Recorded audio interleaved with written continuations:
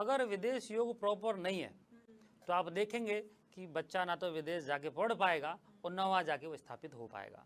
इतना है कि बहुत प्रयास के बाद में कोई व्यक्ति जा सकता है, घूम फिर के 5, 7, 10, 15 दिन में वो वापस आ सकता है। तो इसके लिए ग्रह योग भी काफ़ी जिम्मेदार होते हैं। कुंडली में जो चंद्रमा है वो विदेश जाने का एक विशेष कारक ग्रह माना जाता है। इसी प्रकार से कुंडली में जो शनि ग्रह है उसको भी विदेश यात्रा का, विदेश जाने का कारक ग्रह मानते हैं। किसी भी व्यक्ति की कुंडली में जो द्वादश भाव यानी कि जो 12th हाउस होता है, 12वां जो घर होता है, उससे विदेश यात्रा को स्पष्ट रूप से देखा जाता है।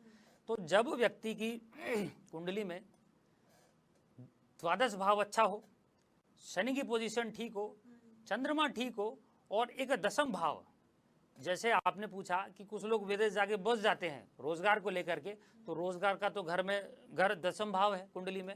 तो इन सब ग्रहों और घरों की जब युतियां स्पष्ट रूप से हो जाती है तो व्यक्ति विदेश जाकर के बस जाता है और वहां पर वो रह के अपना जीवन सफल कर लेता है। योगेश जी, बच्चा जो भी विषय पढ़ता है, जो भी सब्जेक्ट पढ़ता है, उसका जो भी सब्जेक्ट पसंदीदा होता है, यानी इसका साफ साफ मतलब ये है कि वो अगर इंग्लिश पढ़ रहा है जी, तो कोई एक ऐसा ग्रह है जो उसको इंग्लिश पढ़ा रहा है क्योंकि वो वहाँ पर उसकी कुंडली में उस स्थान पर है जिसके कारण उसको इंग्लिश पसंद है। यानी किसी भी बच्चे की पसंद जो सब्जेक्ट होती है वो ग्रह के आधार पर ही है। हाँ बिल्कुल, जी जी बिल्कुल, ग्रह के आधार पर ही होती है।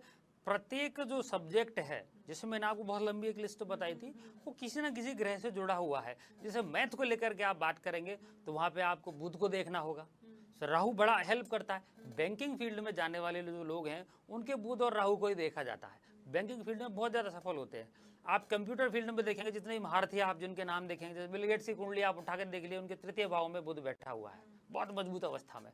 तो जो कंप्यूटर के जो महारथी हैं उनकी कुंडली में आपको बुध ग्रह आपको सॉलिड देखता हुआ दिखाई देगा।